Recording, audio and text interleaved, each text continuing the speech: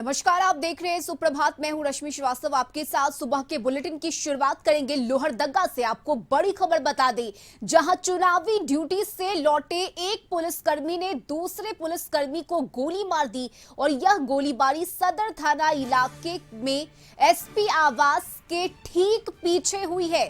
जिस पुलिसकर्मी ने गोली चलाई वह इलेक्शन ड्यूटी से वापस अपने घर लौटा था, जिसके बाद उसने अपनी पत्नी और बच्चों को घर में बंद कर दिया और उसकी सर्विस राइफल अपने साथ ले गया। जब उसके साथी पुलिसकर्मी ने उसे राइफल वापस लेने की कोशिश की तो उसने मना किया और इसके बाद जब उसे हथियार देने के लिए थोड़ा दबाव दिया गया तो उसके गुस्से का असर कुछ यूं देखने को मिला कि उसने अपने साथी पुलिसकर्मी को ही गोली मार दी।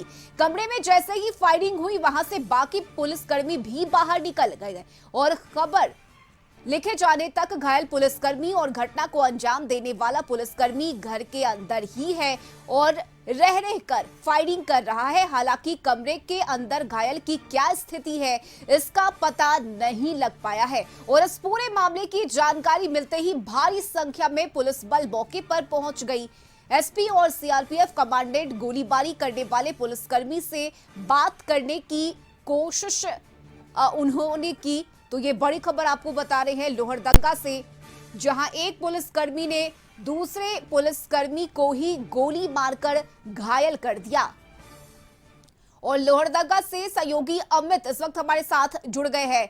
अमित, एक पुलिसकर्मी ने दूसरे पुलिसकर्मी पर ही ये फायरिंग कर दी है। फिलहाल अभी के ताजा स्थिति की बात करें तो क्या जानकारी और जिस पुलिसकर्मी को गोली लगी है उसकी स्थिति क्या है?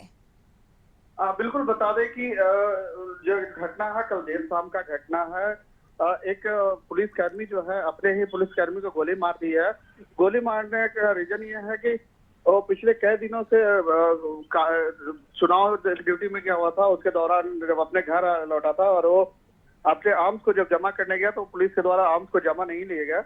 उसी से फ्रस्ट्रेट था और घर में आकर के अपनी पत्नी और अपने बच्चे को घर में बंद करके रखा हुआ था।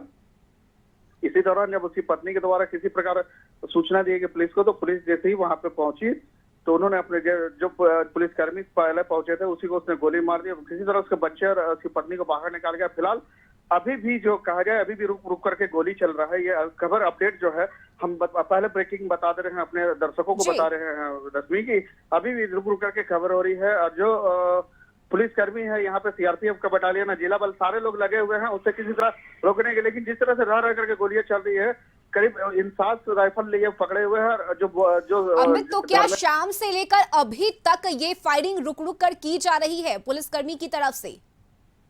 जी बिल्कुल, ये पुलिसकर्मी जो अंदर में घुसा हुआ है घर के अंदर में जी, उसके तरफ से बार बार रुक करके फायरिंग की जा रही है ताकि लोग डर से भागे। क्योंकि जिस तरह से पुलिसकर्मियों के जमाव लगा, सीआरपीएफ 158 बटालियन सहित जिला बल के सारे जो पदाधिकारी हैं, एसपी रैंक है, जो लोग हैं, सारे लोग यहाँ पहुंच चुके हैं और वो लोग खुद मॉनिटरिंग कर रहे हैं। उसे सरेंडर करने की भी बात की जा रही है, उनसे बात हो रही है, वीडियो कॉलिंग में बात हो रही है जी। लेकिन उसके बावजूद भी वो अपने आप को ना कर रहा है और लोगों को यहाँ पर जमावड़ा इतना लग गया है, उसे भी पुलिस द्वारा हटाने की कोशिश की जा रही है, लेकिन वो लोग भी नहीं हट रहे। जैसा उम्मीद जताया जा रहा है कि कुछ देर के बाद में हो सकता है कि दोनों तरफ से इनकाउंटर भी हो सकती है। जी अमित, एक और जानकारी चाहेंगे, जो बड़े अधिकारी वहां मौके पर मौजूद हैं उनकी तरफ से क्या कहा गया है? आखिर ऐसी क्या वजह है कि लगातार शाम से ही फायरिंग की जा रही है और अभी तक ये जारी है? बिल्कुल बता दें कि अधिकारियों से जब हमारी बात हुई तो उन्होंने साफ तौर पे कहा ये जांच का विषय है, जांच के करने के बाद ही पता चल पाएगा कि पूरा मामला क्या है। क्योंकि जिस तरह से जो बातें सामने छन करके आ रही है कि ये पिछले कई दिनों से चुनाव ड्यूटी में लगे हुए थे। चुनाव ड्यूटी करने के बाद इनके मानसिक संतुलन जो है वो बिगड़ गया है, जिसके वजह से ये इस तरह से घटना को अंजाम दे रहा है। लेकिन ये सबसे बड़ी सवाल ये उठती है कि उनके पास जब राइफल जमा करना था, वो राइफल जमा नहीं करके इंसास वो अपने साथ कैसे लेते कर चले आया है और जब लेकर के आया है तो वो चला क्यों रहा है, क्या स्थिति है। लेकिन बता दें कि जो अभी तक जानकारी है, जो सूत्रों से जो हवाले से जो खबर मिल रही है या फिर हम अपने आंखों से जो सामने देख रहे हैं उसमें यही दिखलाई दे रहा है कि आंसू गैस भी 10 गोले दागे गए हैं ताकि वो उसे किसी तरह बेहोशी करके पकड़ा जाए, लेकिन उसका भी कोई असर नहीं है। अभी भी वो राइफल तान करके खड़ा है और वो रुक करके वो गोलीबारी कर ही रही है। जी अमित, जो घायल पुलिसकर्मी है जिसे गोली लगी है उनकी स्थिति क्या है? बिल्कुल देखिए, ये कह पाना बहुत मुश्किल है रश्मि, क्योंकि वो जब से घटना हुई है उस समय से वो धर्मेंद्र कुमार सिंह जो यहाँ पे एसआई थे, जो बिहार न्यायालय में कार्यरत थे जी। वो जब अंदर में गए तो उस समय उनके गोली मार दी गई थी पुलिसकर्मी के द्वारा, लेकिन उसके बाद से अभी तक उसका शव निकाला नहीं गया है। उसके शव को निकालने के लिए पुलिस बहुत प्रयासरत है, पूरे रात भर पुलिस जो है वो लगी हुई है, लेकिन अभी तक उसके शव को निकाला नहीं जा एक जानकारी, यानी जिस पुलिसकर्मी को गोली लगी है उनकी जान चली गई है। जी बिल्कुल, ये क्योंकि कल शाम का मामला है रश्मि, अभी तक तो कोई भी रहेगा वो इतना देर तक जिंदा नहीं रह पाएगा। कि जिस तरह से कहा जा रहा है कि वो लगभग उनकी मृत्यु हो चुकी है और उनका नाम धर्मेंद्र कुमार सिंह है, वो लोहरदगा व्यवहार न्यायालय में कार्यरत थे और उनका घर बोकारो है। और जो घटना को अंजाम दे रहे हैं उसका नाम है अनंत कुमार सिंह मुंडा, ये मुंडा है और ये चुनाव ड्यूटी करके लौटे हुए थे। जी, ये बड़ा ही अजीब मामला है अमित, और लगातार जो अधिकारी है वो उन्हें समझाने की बात करने की कोशिश कर रहे हैं, लेकिन संभावना ये भी है कि अगर थोड़ी देर तक अगर वो बात नहीं माने तो एनकाउंटर भी किया जा सकता है, जैसा आपने बताया।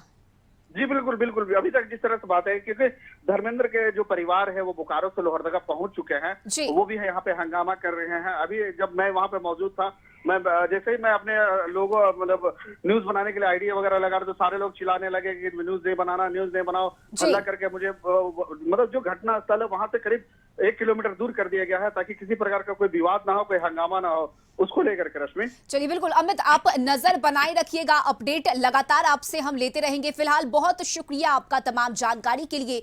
तो लोहरदगा से ये बड़ी खबर आपको बता रहे हैं, जहां चुनावी ड्यूटी से लौटने के बाद एक पुलिसकर्मी ने दूसरे पुलिसकर्मी पर गोली चला दी, और जैसा हमारे सहयोगी अमित ने बताया है, उस दूसरे पुलिसकर्मी जिससे गोली लगी है उसकी जान भी चली गई है। शव अभी भी घर के अंदर है और फिलहाल जो बड़े अधिकारी मौके पर मौजूद हैं वो पुलिसकर्मी को समझाने की कोशिश कर रहे हैं, लेकिन जो फायरिंग है वो अभी तक जारी है।